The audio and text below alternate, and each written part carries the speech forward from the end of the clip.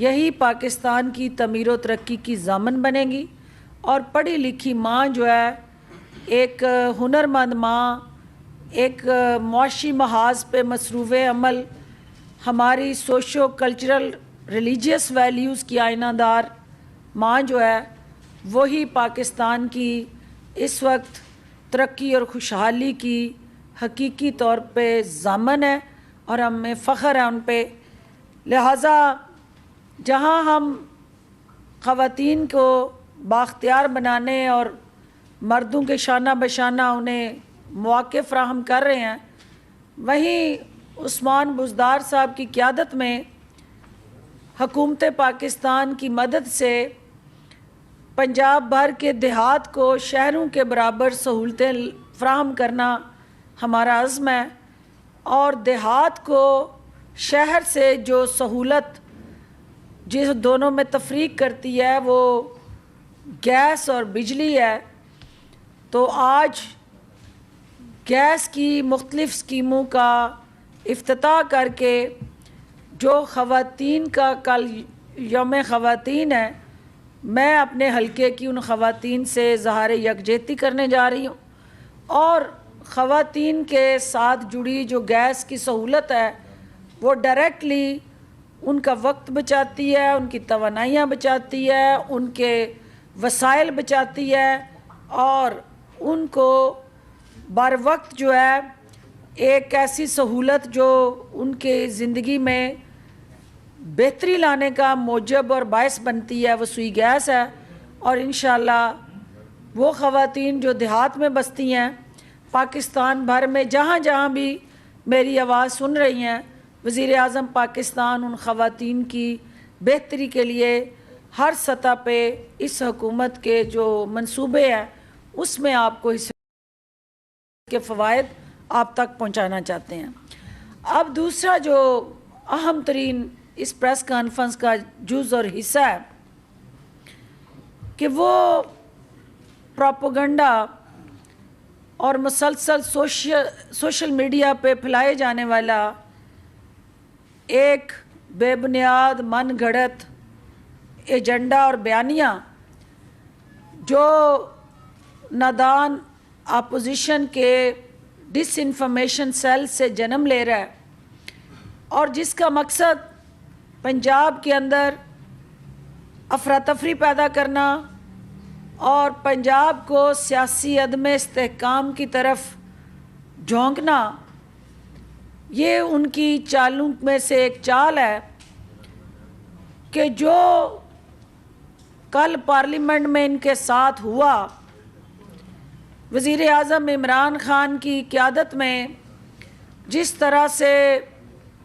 P T I کے ممبران نے پارلیمنٹ سے وزیر اعظم کو اعتماد کا ووٹ دیتے ہوئے تقویت دی، یہ سیاسی یتیموں کا ٹولہ جو ہے، انہیں وزیر اعظم کی یہ کامیابی ایک آنکھ نہیں بھا رہی، اور اس سازشی ٹولے نے پنجاب کا رخ کیا ہوا ہے۔ پنجاب کے اندر اس وقت پی ایم ایل این جس طرح سے دو واضح دھڑوں میں تقسیم نظر آ رہی ہے، ایک دھڑے کی قیادت جو ہے اس وقت وہ جعلی راجکماری نے اسلام آباد میں ایک محفل سجا رکھی ہے اپنی قیادت میں، تو دوسری طرف خود ساختہ سلطنت رائے ونڈ کے جو مصنوعی ولی عہد ہیں، انہوں نے ماڈل ٹاؤن کے اندر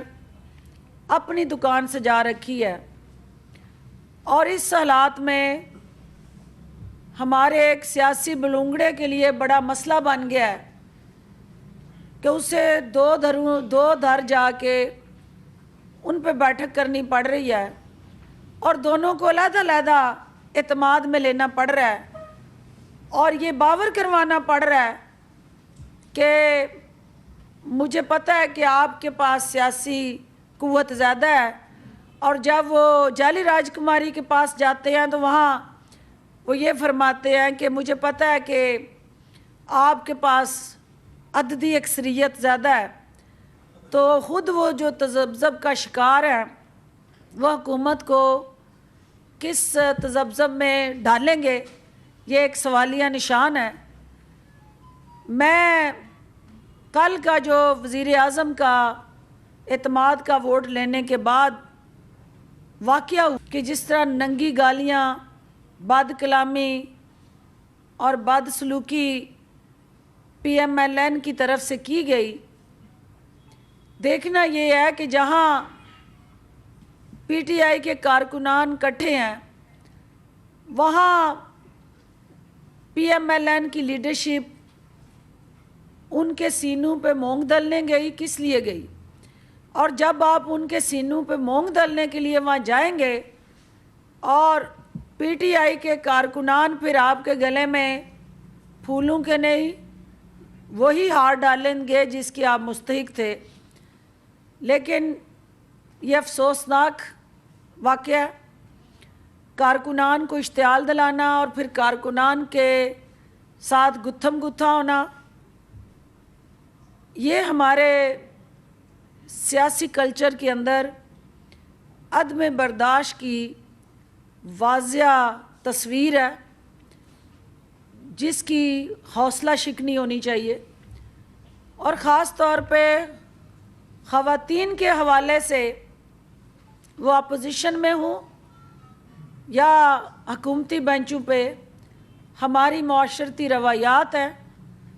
ہمیں ان سے سیاسی اختلاف ہے، نظریاتی اختلاف ہے، ہمارے بیانیے مختلف ہیں، ہمارے مورچے مختلف ہیں، ہمارا قیادت کا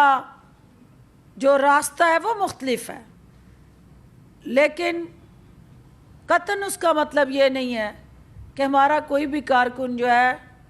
اپنی سوشو کلچر ریلیجیس ویلیوز کو پامال کرے اور وہ اپوزیشن کی خواتین ہی کیوں نہ ہوں، ہمیں ان سے اس طرح دست و گریبان ہونا پی ٹی آئی کا نہ شیوہ ہے اور نہ وزیر اعظم اس کی حوصلہ افزائی کرتے ہیں۔ لہٰذا اپوزیشن کو بھی چاہیے کہ سوشل میڈیا پہ میں نے سنی ہے